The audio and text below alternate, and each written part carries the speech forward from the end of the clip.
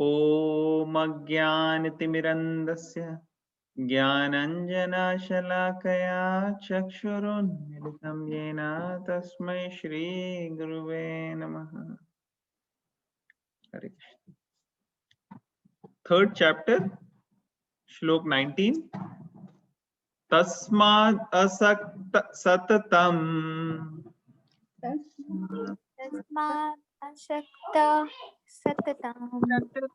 सततः कार्यं कर्म समाचर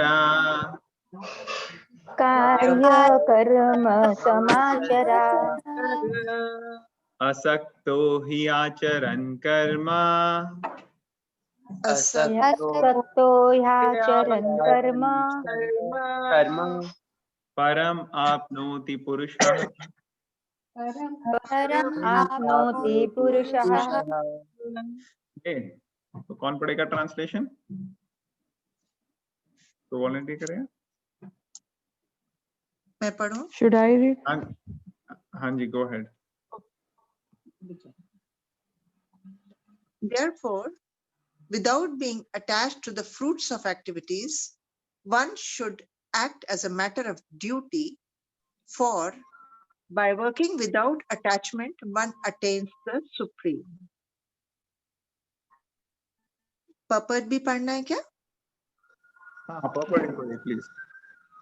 The supreme is the personality of Godhead for the devotees and liberation for the impersonalist.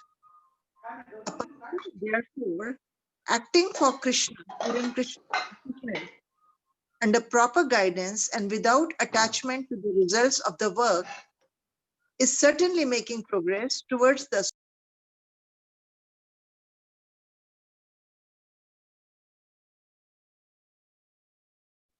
Neelam aunty, आप mute हो गए। sorry. हाँ, तो शुरू में आपने सुना फर्स्ट लाइन, आपने पर्पट का बोला और सेकंड लाइन आप पढ़ रहे थे। A person therefore acting for Krishna or in Krishna consciousness under proper guidance and without attachment to the result of the work is certainly making progress towards the supreme goal of life. Arjuna is told that he should fight in the battle of Kurukshetra for the interest of Krishna because Krishna wanted him to fight. To be a good man or a non-violent man is a personal attachment, but to act on behalf of the Supreme is to act without attachment for the result. That is perfect action of the highest degree, recommended by the Supreme Personality of Godhead, Sri Krishna. Vedic rituals, like prescribed sacrifices, are performed for purification of impious activities that were performed in the field of sense gratification. But action in Krishna consciousness is transcendental to the reactions of good or evil work. A Krishna conscious person has no attachment for the result, but acts on behalf of Krishna alone. He engages in all kinds of activities, but is completely unattached, non-attached. Hare Krishna. Hare Krishna, great. Okay, तो हम ये बड़े simple way में discuss करेंगे, ज्यादा complicated नहीं बनाएंगे इसको, क्योंकि कई सारे यहाँ लोग नए हैं। ज्यादा कॉम्प्लिकेटेड डिस्कशन हम अपने इवनिंग कॉन्फ्रेंस में कर सकते हैं, जिसके भी क्वेश्चंस हो, या फिर आप क्वेश्चंस मुझे दोबारा से लिख सकते हैं and I will take the question separately. लेकिन बहुत सिंपल वे में इसको समझेंगे कि यहाँ हो क्या रहा है। अभी भगवद गीता में थर्ड चैप्टर के शुरू में अर्जुन क्लैरिफिकेशन मांग रहा है कृष्णा से। क्या क्लैरिफिकेशन मांग रहा है, कौन बता सकते हैं? क्योंकि ज्यादातर आप देखो भगवत गीता में ना, अर्जुन क्वेश्चन शुरू करता है पूछने और फिर कृष्णा पूरे चैप्टर में उसका एक्सप्लेनेशन देते हैं। तो यहाँ पे क्या क्वेश्चन अर्जुन ने शुरू में पूछा, कौन बताएगा बिना देखे? कि आप कहते हो कि बुद्धि जो है वो कर्म से बेटर है, तो फिर मेरे को ऐसे कर्म में आप क्यों लगाते हो जिससे कि रिजल्ट्स ठीक नहीं होंगे जिसके? Okay, very nice, very nice. तो हम उसको खोल लेते हैं। थर्ड चैप्टर के शुरू में ही कृष्णा स्टार्ट कर रहे हैं कि मुझे युद्ध में क्यों लगाना चाह रहे हो आप। अगर आपको लगता है कि intelligence is better than fruitive work. Fruitive work मतलब कि जैसे हम कर्म कांडा की बात कर रहे थे, क्योंकि towards the end of the second chapter Krishna ने खुद बताया कि ये जो फ्रूटिव वर्क है इससे बेटर है निष्काम कर्म से काम करो आप। तो अर्जुन ने पहले ही आर्गुमेंट दिया था कि क्या फायदा है मुझे युद्ध करके, इससे अच्छा तो मैं I can live by begging, मैं भीख मांग के जी लूं। तो जनरली भीख मांग के जीने का मतलब है कि रिनाउंस होके सन्यासी का जीवन जीना। एक सन्यासी जो होते हैं उनका ये रोल लेते हैं सोसाइटी में, क्योंकि वो एक्चुअली सोसाइटी के बियॉन्ड है। तो वो एक ऐसी स्थिति में होते हैं जहां पे उनको कर्म करने की जरूरत नहीं है, क्योंकि वो टोटली डिटैच हैं और वो टोटली ट्रांसेंडेंटल लेवल के उस पे आ चुके हैं। अब कृष्णा समझा रहे हैं अर्जुन को कि कैसे इसके आंसर में, जब इसने बोला कि why do you want to engage in घासली वॉरफेयर, मुझे युद्ध करने के लिए आप क्यों कह रहे हो, जो आपको लग रहा है कि जो है फ्रूटिव वर्क इतना अच्छा नहीं है। ये तो फ्रूटिव वर्क हो गया। अर्जुन इसको देख नहीं रहे थे कि कैसे ये फ्रूटिव वर्क से ज्यादा है, ये निष्काम भावना से है ये काम, क्योंकि कई सारे रीजन हैं। लेकिन एक है कि सोसाइटी में एक क्षत्रिय की ड्यूटी होती है कि वो सही जस्टिस दे, सही तरीके से राज्य को चलना चाहिए और प्रोटेक्ट करना चाहिए, और इसके लिए क्षत्रिय जो वहां के राजा हैं उनकी कर्तव्य है। तो अर्जुन का और पांडवों का कर्तव्य था। तो अर्जुन, जैसे कई बार होता है ना, हम ऐसी डिफिकल्ट सिचुएशन आ जाती है हमारे लाइफ में, तो हमें लगता है यार कहाँ फंस गया मैं, क्या मेरी जिंदगी में ही ये है। जैसे कई बारी स्टूडेंट्स होते हैं, उनको एग्जाम देना है, वो पढ़ाई की नहीं, ठीक से हुआ नहीं, बड़ा प्रेशर आ जाता है कि यार ये कहाँ फंस गए यार, इससे अच्छा तो कुछ और कर लेते, ये कर लेते, वो कर लेते। और वैसे ही कभी कभार हमारे लाइफ में, फैमिली में, प्रोफेशन में कई बार ऐसे डिसीजन लेने होते हैं, ऐसे प्रेशर्स में आ जाते हैं हम, यहाँ पे बड़ी मुश्किल हो जाती है। हमें लगता है कि हमारी जिंदगी कितनी खराब है, कितनी गलत सिचुएशन में हम आ गए हैं, कैसे हमारे साथ लोग डील कर रहे हैं, कैसे हमारी सिचुएशन जो है वो इतनी अच्छी नहीं है। तो हम वहां से बचने की कोशिश करते हैं। तो ये अर्जुन की स्थिति भी कुछ इस तरह की थी। अर्जुन बस उस सिचुएशन से समझ रहा था कि मैं गायब हो जाऊं यहाँ से, मेरे को बस ये चाहिए नहीं। तो वो सोच रहा था कि मैं रिनाउंस कर लेता हूँ सब कुछ। और कृष्णा बताते हैं इस चैप्टर में कि कैसे कर्म करना बड़ा जरूरी है, कर्म के बिना चल नहीं सकता। और कर्म किस कॉन्शियसनेस में करना है, कर्म इस तरीके से करना है कि वो कर्म बंधन से हमारे को निकाले, हमारे कर्म के चक्र में जो हम फंस रहे हैं उससे हमें निकाले। ऐसे कर्म करना चाहिए, जैसे कहते हैं ना, लोहा ही लोहे को काटता है या जहर ही जहर को काटता है, उसी तरह से इस तरह से एक्शन आप करो कि पहले के जो आपके कर्म है वो कट जाए। तो ये कैसे करें?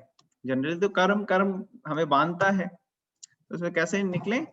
ट्रांजिडेंटल, भगवान के लिए कर्म करो, यज्ञ करो, यज्ञ बताया। तो कृष्ण ने बताया कि कैसे यज्ञ करना चाहिए, और यज्ञ देवी देवताओं के प्रति और समाज के प्रति और अल्टीमेटली भगवान के प्रति करना है, और इस से हम बच सकते हैं। और जैसे ये बता रहे थे, वो कह रहे थे कि देखो समाज में जो रहते हैं व्यक्ति, उनको इस तरीके से रहना है। अब जो व्यक्ति सेल्फ रियलाइज्ड होते हैं एक्चुअली, उनको जरूरी नहीं है कि इसी तरीके से लेना है। इनफैक्ट जैसे सन्यासी हैं, वो इस लेवल पे होते हैं कि उनको जरूरी नहीं है एंगेज होने की। लेकिन जो सेल्फ रियलाइज्ड व्यक्ति होते हैं, उनको फर्क नहीं पड़ता कि वो सन्यास लेते हैं या नहीं लेते। जैसे सेल्फ रियलाइज्ड व्यक्ति किसी भी रूप में हो सकते हैं, वो राजा के रूप में भी हो सकते हैं, वो क्या कहते हैं, एक नॉर्मल हाउस होल्ड व्यक्ति के रूप में भी हो सकते हैं, और उस रूप में भी वो कर्म ना करने से अटैच नहीं होते। ऐसे डिस्कस किया था हमने कल। 3.17-18 जब हम डिस्कस कर रहे थे, यहाँ बता रहे थे। एक बार मैं ट्रांसलेशन दोनों को पढ़ लेते हैं, 17-18 फिर 19 कंटिन्यू करेंगे। 17-18-19 तीनों को पढ़ते हैं। तो कौन पढ़ेगा 17 का ट्रांसलेशन? कोई वॉलंटियर करेगा पढ़ने के लिए? आई थिंक किसी और ने भी बोला था, जब नीलम आंटी ने पढ़ने के लिए वॉलंटियर किया था, आई थिंक किसी और की आवाज आई थी, but I don't know who. Should I read it? हाँ प्लीज गो अहेड।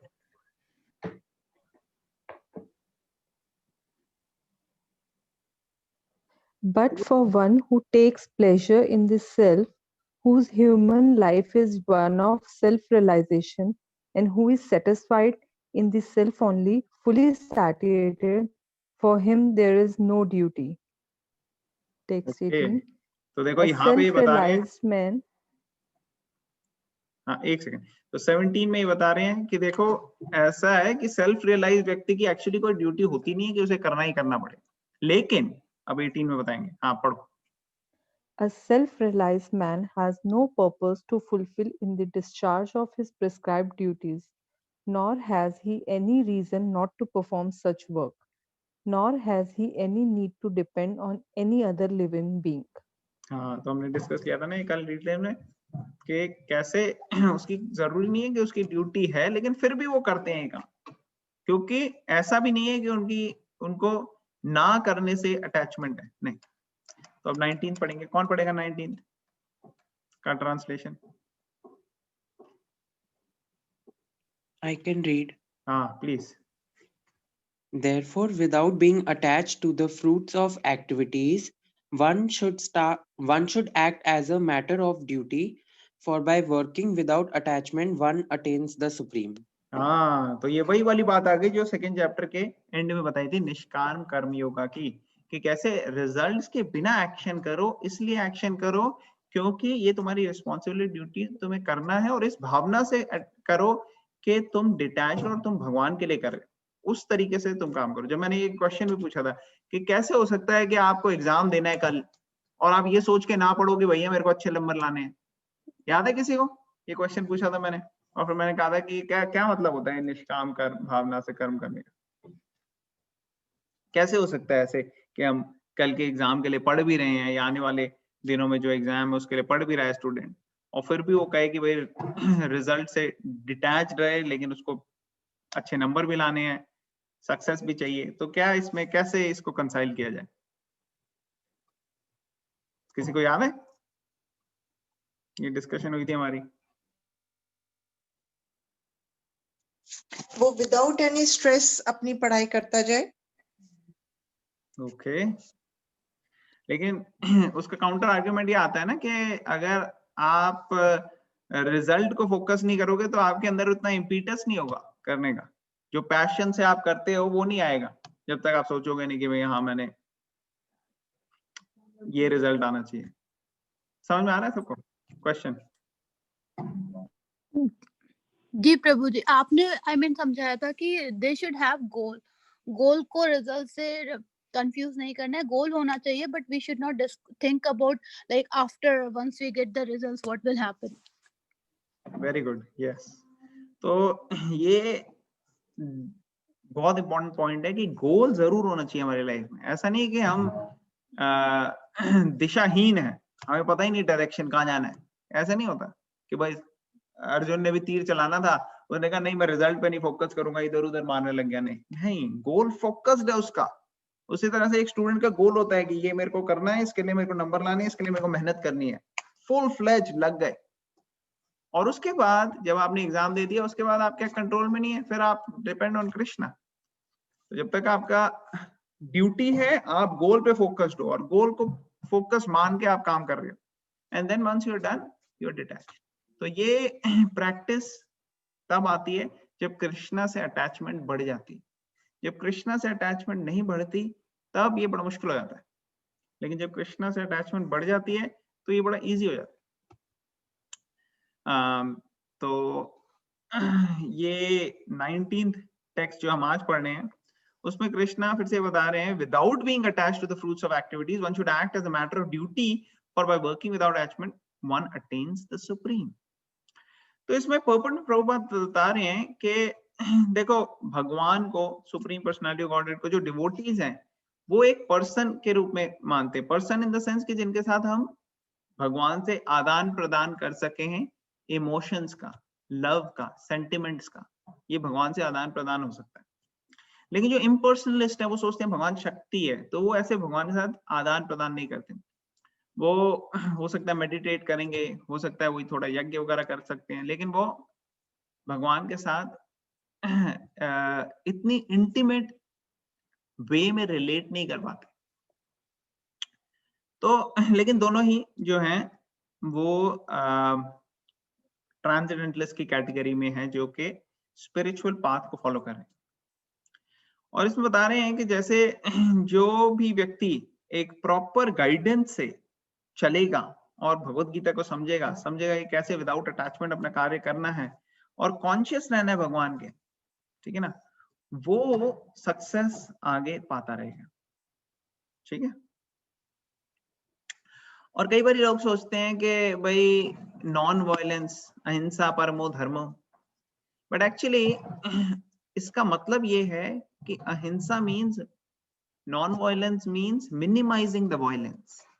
राजा की ड्यूटी यही होती है कि जो चोर डकैत ये लोग हैं उनको अच्छी सजा दो ताकि वायलेंस मिनिमाइज हो सके। गलत लोग जो हैं वो कंट्रोल में रहे ताकि मिनिमाइज हो सके वायलेंस। अब मान लो कोई कहे नहीं भाई अहिंसा परमो धर्मा, और उससे पूछे अरे भाई आपके सामने कर कोई एक लड़की के साथ कोई बदतमीजी कर रहे हैं कुछ गुंडे, तो आप क्या करोगे? आप बचाओगे नहीं? क्या जवाब है इसका? बचाना पड़ेगा। अगर आप नहीं बचाते तो इसका मतलब आप बहुत ही वायलेंट पर्सनालिटी, और अगर आप बचाओगे तो उसके लिए हिंसा करनी पड़ेगी उन गुंडों में, है कि नहीं? तो ये कार्य होता है क्षत्रियों का, ये कार्य होता है क्षत्रियों का, राजाओं का। इसीलिए राजा को बहुत प्रॉपर ट्रेनिंग होती है, और आने वाले हम सेक्शन में देखेंगे अभी नेक्स्ट श्लोका में कि कैसे बड़े बड़े राज ऋषि अपने आप को कैरी करते थे, उनका एग्जाम्पल हमें फॉलो करना चाहिए। ठीक है ना। तो वैदिक रिचुअल्स जो हैं वो फॉलो करने हैं जब तक हम यहाँ पे हैं। उसकी क्रीम तो खैर दी है भगवत गीता में, लेकिन अगर हम एसेंस पे, उसके भी एसेंस में आए और समझे कि भगवान से कनेक्ट करना, कृष्णा कॉन्शियसनेस में एक्ट करना जड़ में पानी देने के बराबर है, और उस पे फोकस करें तो बहुत इजी हो जाता है। ऑफ कोर्स यहाँ पे कृष्णा जो है वो इतना ज्यादा भी डायरेक्ट फोकस नहीं कर रहे हैं इस चीज पे, वो धीरे धीरे इसको बताएंगे। लेकिन प्रभुपाद पर्पट में ऑलरेडी एक्सप्लेन कर रहे हैं कि कैसे कृष्णा जो आने वाले टाइम में बता रहे हैं, ताकि सबको क्लियर होता रहे किस डायरेक्शन में हम जा रहे हैं। कृष्णा भी यहाँ पे सिर्फ एक जनरल बात बता रहे हैं कि निष्काम भाव से कर्म करना, कर्म के ऊपर फोकस है। ठीक है ना। किसी का कोई क्वेश्चन, कमेंट या पॉइंट है तो अभी हम ले सकते हैं, नहीं तो हम नेक्स्ट श्लोक पे जाएंगे। नेक्स्ट श्लोक से थोड़ा और क्लियर हो जाएगा। ओके, तो हम चलते हैं। किसी का कोई क्वेश्चन नहीं है। 3.20 करेंगे अब। कर्मण्यैव हि संसिद्धिम्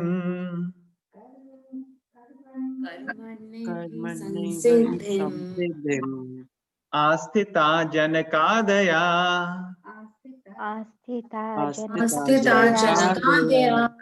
लोक संग्रहम् एवापि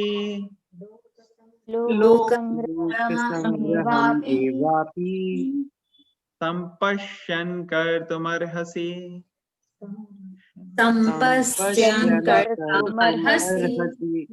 एक्सीलेंट। तो जिन्होंने अभी तक नहीं पढ़ा उनमें से कोई पढ़ना चाहेगा ट्रांसलेशन? I can read. हाँ please. Kings such as Janaka attained perfection solely by performance of prescribed duties. Therefore, just for the sake of educating the people in general, you should perform your work. Okay, तो देखो पहले उन्होंने बताया कि कैसे self realised work, इंसान को जरूरी नहीं है कुछ काम करना, वो आत्म संतुष्टि, आत्म खुद में ही संतुष्ट रहता है। लेकिन इसका मतलब ये नहीं है कि वो ना करने से अटैच हो। और फिर वो एग्जाम्पल दे रहे हैं, देखो जनक राजा हैं, उन्होंने क्या कहते हैं पूरी अपनी परफेक्शन जो है वो किस तरीके से करी?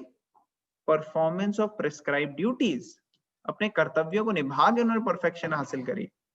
तो इसीलिए जो बाकी लोग आपको फॉलो करेंगे, देखेंगे, ऐसे लोगों को एजुकेट करने के लिए आपको अपना कर्तव्य करना बड़ा जरूरी है। अगर आप अपने कर्तव्य नहीं का पालन नहीं करोगे तो लोगों के ऊपर अच्छा स्टैंडर्ड कैसे सेट होगा। तो हम पढ़ते हैं। कौन पढ़ेगा पर्पट? कौन वॉलंटियर I will करेगा? read. हाँ जी please. Kings like Janaka were all self-realized souls. Consequently, they had no obligation to perform the prescribed duties in the Vedas. Nonetheless, तो they एक सेकंड performed. यहाँ रुकते हैं। तो ये जो किंग्स लाइक जनक बोला गया है, तो जनक महाराज कौन है? जनक महाराज कौन बता सकता है? किसी को याद है कौन है जनक? कभी नाम सुना है किसी ने? आप कोई ऐसा है जिसने जनक का नाम नहीं सुना कि भाई हाँ मुझे नहीं पता भाई कौन है? मैं सच बोल सकता हूँ। Father of Sita Sita. रानी। हाँ तो बिल्कुल सही जवाब। तो जनरली कॉमनली हम यही सोचते हैं कि जो जनक महाराज है वो फादर और मदर सीता है, जो कि सही है। लेकिन एक्चुअली जनक जो है वो कई सारे राजा हुए हैं उसी डायनेस्टी में। ऑफ कोर्स मोस्ट प्रोमिनेंट जो है वो उन्हीं की बात यहाँ पे कर रहे हैं, लेकिन और भी किंग हैं जिन्होंने परफेक्शन हासिल करी है जो जनक के नाम से थे। तो जैसे होता है ना सरनेम, वैसे उस तरीके से है। तो इसलिए यहाँ पे लिखा पोपट में किंग्स लाइक जनक, कि कई सारे ऐसे राजा हैं। ऑफ कोर्स यहाँ पे नेसेसरली नहीं है कि सिर्फ जनक वाले नाम की बात हो रही है, बल्कि कई ऐसे राजा हैं जो जनक महाराज की तरह सेल्फ रियलाइज सोल है। जैसे युधिष्ठिर महाराज, अम्बरीश महाराज। अब अम्बरीश महाराज सेल्फ रियलाइज्ड हैं, और जो दुर्वासा ऋषि हैं वो तो रिनंसिएंट है। लेकिन उसमें भी हम देखते हैं कि जो अम्बरीश महाराज हैं वो स्पिरिचुअली ज्यादा एलिवेटेड।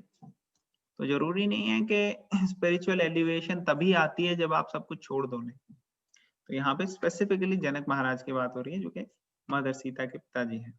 तो प्लीज आप कंटिन्यू कीजिए। Nonetheless, they performed all prescribed activities just to set examples for the people in general. Janak was the father of Sita and father-in-law of Lord Sri Rama. Being a great devotee of the Lord, he was transcendently situated, but because he was the king of Mithila, a subdivision of Bihar province in India, he had to teach his subjects how to perform prescribed duties. Lord Krishna and Arjuna, the Lord's eternal friend, had no need to fight in the battle of Kurukshetra, but they fought to teach people in general that violence is also necessary in a situation where good arguments fail. Before the battle of Kurukshetra, every effort was made to avoid the war, even by the Supreme Personality of Godhead, but the other party was determined to fight. So, for such a right cause, there is a necessity for fighting. Although one who is situated in Krishna consciousness may not have an interest in the world, he still works to teach the public how to live and how to act. Experienced persons in Krishna consciousness can act in such a way that others will follow. And this is explained in the following verse. Hare Krishna. हरे कृष्णा। तो ये बहुत self explanatory है। यहाँ पे बताया गया है कि कैसे जनक महाराज जो हैं वो सीता जी के फादर हैं, और उन्होंने अपने लाइफ को कैसे चलाया। और इसी तरीके से जो समाज के अंदर काम करने वाले लोग हैं वो अगर अपने आचरण को इस तरीके से चलाएं कि प्रेस्क्राइब ड्यूटीज करते हुए, वो अपने कर्तव्यों का पालन करते हुए साथ में कृष्णा को सेंटर बनाएं या भगवत गीता को सेंटर बनाएं या स्पिरिचुअल लाइफ को फॉलो करें जैसे वेदों के अनुकूल है, उससे जो है वो खुद भी परफेक्शन मिलेगी उन्हें और बाकी लोगों को भी एग्जाम्पल मिलेगा। अब हम नेक्स्ट पढ़ेंगे। बहुत ही इंपॉर्टेंट और फेमस श्लोक है 3.21। यद यद आचरति श्रेष्ठस् यद्यद् आचरति आचरति श्रेष्ठः तत्तद् एवेतरो जना तदेव तरो जना सयत् प्रमाणं कुरुते प्रमाणं कुरुते लोकस्तदनुवर्तते। लोकस्तदनुवर्तते। कौन पढ़ेगा ट्रांसलेशन, जिसने अभी तक नहीं पढ़ा? Yes, Prabhuji. हाँ please. Whenever action a great man performs, common men follow. And whatever standards he sets by exemplary acts, all the world pursues. हाँ, तो यहाँ पे कृष्णा क्या बोल रहे हैं? कृष्णा कह रहे हैं what ever action a great man performs, एक जो लीडर है या कोई ग्रेट मैन है, वो जो काम करता है ना, वो सारे लोग करने लग जाते हैं। And whatever standards he set by exemplary action, all the world pursues. तो जिसको भी कोई ग्रेट पोजीशन है, जैसे आजकल की सोसाइटी में तो लोग जिसको जो ज्यादा फेमस हो जाता है उसको फॉलो करने लग जाते हैं। वो कुछ कर लेता है तो वो फैशन बन जाता है ये करने का। तो एक्चुअली ये भगवत गीता में दिया हुआ है ऑलरेडी कि ऐसा ही होगा। एक तरह से बहुत बड़ी ड्यूटी भी है जो लोग रिस्पॉन्सिबल पोजीशन में है, लीडरशिप पोजीशन पे हैं।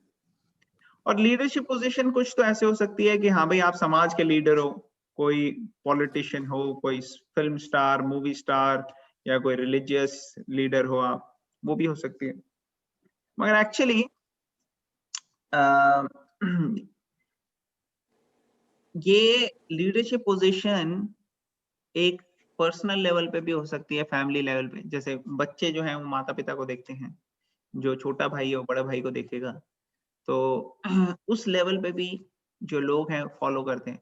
तो फैक्ट ये है कि हर व्यक्ति किसी ना किसी के लिए लीडर है, किसी ना किसी के लिए ग्रेट पर्सन है। और अगर वो अपने एक्शंस में भगवत गीता को ऐड करें तो वो एग्जाम्पलरी हो जाएगा सबके। क्योंकि कई सारे पेरेंट्स हैं वो यही चाहते हैं कि अपने उनके बच्चे के लिए कोई भी बात हो ना, तो उनको अपने बच्चों के लिए है कि हाँ भाई मेरे बच्चे सीख जाएं, मेरे बच्चे कर जाएं। जैसे हमने शुरू में जब यहाँ भगवत गीता स्टार्ट की तो एक लेडी आई, कहते हैं आपका कोई बच्चों के लिए भी प्रोग्राम है?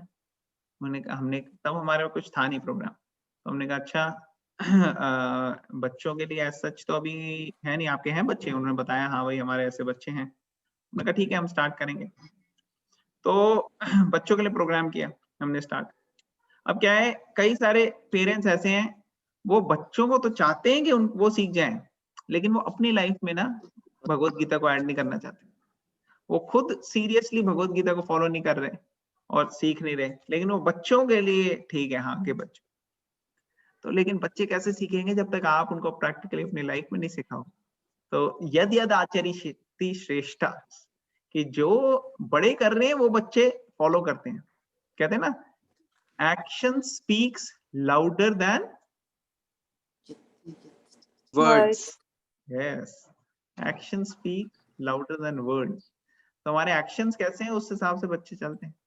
अगर हमारे एक्शंस जो हैं हम फॉलो करके दिखे आएंगे कि हाँ भाई ये देखो भगवत गीता ऐसे फॉलो कर सकते हैं, तो बच्चे भी आके होंगे। कई सारे ऐसे हैं एग्जाम्पल, इनफैक्ट मैं शेयर करूंगा कल, आज तो टाइम नहीं है, जहाँ पे पेरेंट्स ने स्टेप्स लिए और उसकी वजह से बच्चे जो हैं वो they are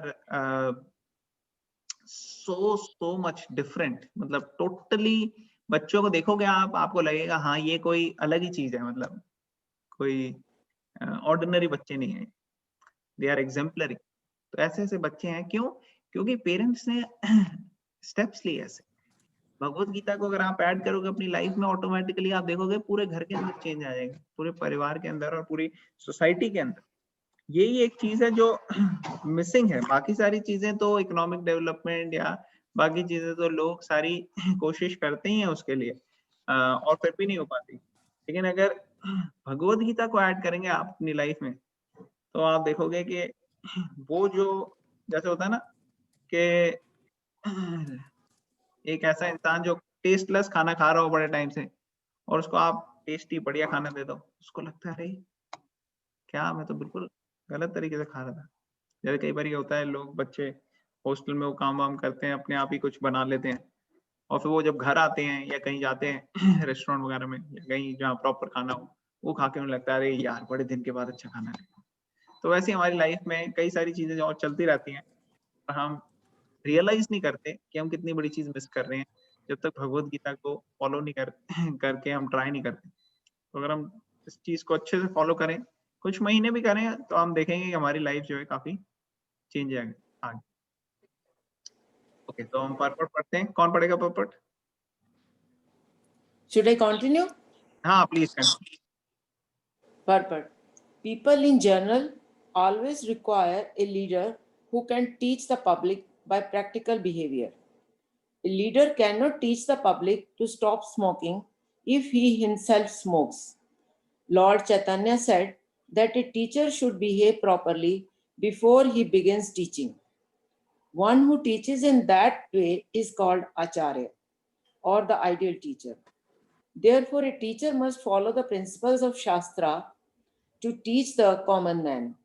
The teacher cannot manufacture rules against the principles of revealed scriptures. The revealed scriptures like Manu Samhita and similar others are considered the standard books to be followed by human society. Thus, the leader's teaching should be based on the principles of such standard shastras. One who desires to improve himself must follow the standard rules as they are practiced by the great teachers. The Srimad Bhagavatam also affirms that one should follow in the footsteps of great devotees, and that is the way of progress on the path of spiritual realization. The kings or the executives, head of a state, the father, and the school teacher are all considered to be natural leaders of the innocent people in general. All such natural leaders have a great responsibility to their dependents. Therefore, they must be conversant with standard books of moral and spiritual codes. Hare Krishna. Okay, Hare Krishna, thank you for reading. तो यहाँ पे बड़ा important point है कि जो society है, आप देखो वो जनरली आपको सोसाइटी का स्पिरिचुअल लेवल पता लग जाएगा कि किसको वो सही मायने में लीडर्स मानते हैं, किसी को सोसाइटी में बड़ा ऊपर का स्थान देते हैं। जैसे पहले समाज में जब थोड़ा सा स्पिरिचुअल एडवांसमेंट ज्यादा था, तो पहले सोसाइटी में हायर पोजीशन दी जाती थी ऐसे लोगों को जो सिंपल लाइफ है, जिनकी सिंपल लाइफ है, जो शास्त्रों के हिसाब से चलते हैं और जो अपनी लाइफ में इस तरीके से अपने आप को कैरी करते हैं कि बाकियों का भला हो, बाकियों को नॉलेज देते हैं, बाकियों को सिखाते हैं, बाकियों को बिना पैसों के। ऐसा नहीं कि वो पैसे दे तब सिखाना है, सेल्फलेसली जो दूसरों की सेवा में लगे हुए हैं, जिनकी अपनी खुद की सिंपल लाइफ है, जो बहुत ज्यादा लैविशली या ऑपुलेंटली जीने में फोकस नहीं करते। ऐसे लोग जो हैं उनको ब्राह्मण की श्रेणी में रखा जाता था, जो सिंपल हैं, जो इनको अपना पढ़ना है, पढ़ाना है, जो भगवान के सेवा में लगना है और लोगों को सिखाना है कैसे भगवान की सेवा में लगा जाए। और वो दान दक्षिणा कुछ आप दे दोगे तो उसमें जी लेंगे, बस बाकी अपना सेवा करते रहेंगे। और उनके पास जब ज्यादा होगा वो दान में आगे दे देते हैं, जन कल्याण में लगा देते हैं। ऐसे लोगों को ब्राह्मण की कैटेगरी में डाला था, तो उनका बड़ा हाई स्टैंडर्ड होता था। इवन के अगर आप देखो, जब दशरथ महाराज के घर विश्वामित्र मुनि गए, तो विश्वामित्र मुनि को उन्होंने अपनी खुद की गद्दी में बिठाया कि आप जो हो, आप तो इतने बड़े महर्षि हो, आप ब्रह्म ऋषि हो, तो आपके लिए क्या हम सेवा कर सकते हैं। इसी तरीके से सारे ही ग्रेट पर्सनालिटीज जब उनके पास कोई ऋषि मुनि जाते हैं तो उनसे सुनते हैं, उनकी सेवा करते हैं और इनफैक्ट रेडी रहते हैं कि आप जो कहोगे मैं आपको देने के लिए तैयार हूं। तो ऐसे विश्वामित्र मुनि के टाइम पे भी उन्होंने कहा कि जो भी आप कहोगे मैं देने के लिए तैयार हूं। तो उनको पता नहीं था वो क्या मांग लेंगे। विश्वामित्र मुनि ने कहा आप कुछ भी? उन्होंने कहा हाँ कुछ भी। उन्होंने ठीक है मुझे राम चाहिए। राम नहीं, मैं आपको पूरी अपनी सेना देता हूँ। खैर वो एक अलग पास टाइम है। लेकिन फाइनली वो मान गए राम जी को देने के लिए, और जब उन्होंने राम को दिया तो एक्चुअली उनको कोई लॉस नहीं हुआ, उनको गेन ही हुआ। क्या हुआ, जब राम को भेजा तो अकेला राम गए थे, और बाद में मैरिज होके पूरे चारों भाइयों की मैरिज उसके थ्रू हो गई। अदरवाइज दशरथ महाराज को समझ नहीं आ रहा था कैसे मैं राम के लिए एक अच्छी वाइफ ढूंढूंगा, कोई है ही नहीं इसके लायक, मतलब कहाँ राम जी, सारे गुण है इनमें। तो इसलिए जब ग्रेट पर्सनालिटीज, डिवोटीज, ऋषि मुनि, इनको हम देते हैं तो कुछ लॉस नहीं होता। तो पहले के टाइम में इनको जो है हाईएस्ट प्लेस दी जाती थी सोसाइटी की। धीरे धीरे धीरे सोसाइटी चेंज होती गई, और अभी ये नौबत आ गया है कि ब्राह्मण नहीं, धीरे धीरे कई सोसाइटीज में क्षत्रियों को हाई पावर दी जाती है।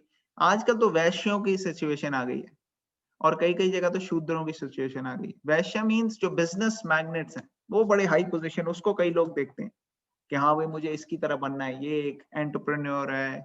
अलग अलग मूड्स ऑफ नेचर के हिसाब से हमारे अलग अलग आइडियल्स हो सकते हैं। कई लोगों के आइडियल्स हो सकते हैं जो टोटली मोड ऑफ इग्नोरेंस में है लोग, मैं नाम नहीं लूंगा, लेकिन क्वालिटी से पता लग सकता है कि वो किस तरीके के एक्टिविटीज में लगे हुए हैं, और ऐसे लोगों को लोग बहुत ज्यादा फॉलो करते हैं। तो ये हमें देखना है कि सोसाइटी जो है वो किस डायरेक्शन में जा रही है हमारी। अगर जो हमारे आइडियल्स हैं वो सही मायने में मोड ऑफ गुडनेस में है, तो हम कह सकते हैं कि हाँ सोसाइटी में अभी भी ठीक है, जान है, होप है। लेकिन अगर वो मोड ऑफ पैशन, इग्नोरेंस में जाते जा रहे हैं, तो इसका मतलब बहुत कंसर्निंग है। लेकिन बाकियों को तो हम चेंज नहीं कर सकते, एक इंसान को हम चेंज कर सकते हैं, वो है हम खुद, बस। तो हमें अपने आप को देखना है कि क्या भगवत गीता कह रही है और कैसे इसको हम अपनी लाइफ में करें। और अगर आप अच्छे से फॉलो करोगे तो आप लोग भी लीडर्स हो कई लोगों के लिए। कई लोग आपको देखते हैं और आपको देख के फॉलो करेंगे। तो इसलिए हर व्यक्ति किसी और व्यक्ति के लिए लीडर है। तो हर एक को कोशिश करनी चाहिए कि हम कैसे इनको फॉलो करें, समझें, अपनी लाइफ में अप्लाई करें, और हम देखेंगे पूरी जो सोसाइटी है उसके अंदर एक बहुत बड़ा चेंज आ सकता है। So this is what Bhagavad Gita recommends, and this is what we can all, strive for. तो मैं यहाँ पे स्टॉप करता हूँ।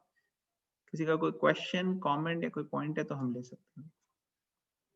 हरे कृष्णा। हाँ, हरे Krishna. I want to ask one question. जैसे कि अभी हमने डिस्कस किया, जो कंपनीज और जो इंडस्ट्रीज है, फॉर एग्जांपल जो सिगरेट प्रोड्यूस करती है, तो इसमें तो फिर वो जो लोग इस पर्टिकुलर जॉब में है, तो उनका क्या होता है फिर? वो तो उन्हें पता है कि ये गलत चीज है, वो फिर हाँ, they have to share the karma. उनको भी कर्म लगेगा, जो भी किसी भी तरीके से रिलेट करते हैं या एसोसिएट करते हैं इनके साथ। इसलिए हमें केयरफुल रहना चाहिए। अब मान लो अगर कोई ऑलरेडी ऐसी जॉब में फंस गया है, तो उसे क्या करना चाहिए कि मैं तो ऑलरेडी, मेरे को पता नहीं था यार ये भगवत गीता में ऐसे लिखा है, मैं तो इतने सालों से काम कर रहा हूँ इस सिगरेट वाली कंपनी के लिए, अब मैं क्या करूँ? तो अब आपको ये काम करना है कि आप देखोगे भगवत गीता के हिसाब से कैसे आप अपने आप को चलाओ। तो धीरे धीरे धीरे धीरे अपनी ड्यूटीज और रिस्पॉन्सिबिलिटीज ऐसे चेंज करो जिससे कि आप ऐसे उग्र कर्म में मत फंसो। कुछ ना कुछ तो नेगेटिव सब जगह होगा जहाँ पे भी हम एंगेज हो रहे हैं, कहीं ना कहीं किसी ना किसी वजह से। लेकिन हमें मिनिमाइज करना है अपने आप को डायरेक्टली इन्वॉल्व करने से। जितना हम डायरेक्टली ना इन्वॉल्व करें उतना अच्छा। तो कभी ऐसी सिचुएशन में आ गए हम जहाँ पे फंसे हुए हैं, तो हमें भगवान से प्रार्थना करनी है, शेल्टर लेना है भगवान का, और चैंटिंग करनी है होली नेम की, हरे कृष्ण कृष्ण कृष्ण हरे हरे, हरे राम राम राम हरे हरे। और धीरे धीरे देखना है कि कैसे हम स्थिति से बाहर आ सकें, क्योंकि हमें we don't want a part of that उग्र कर्म। Does it make sense? Yes, thank you. Thank you.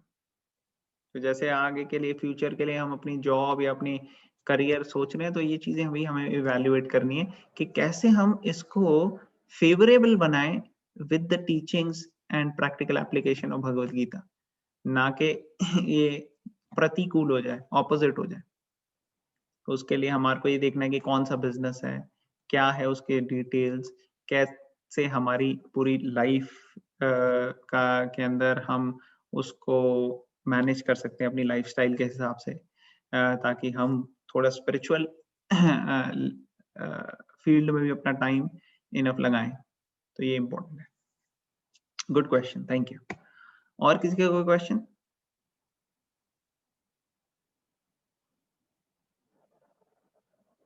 Okay great.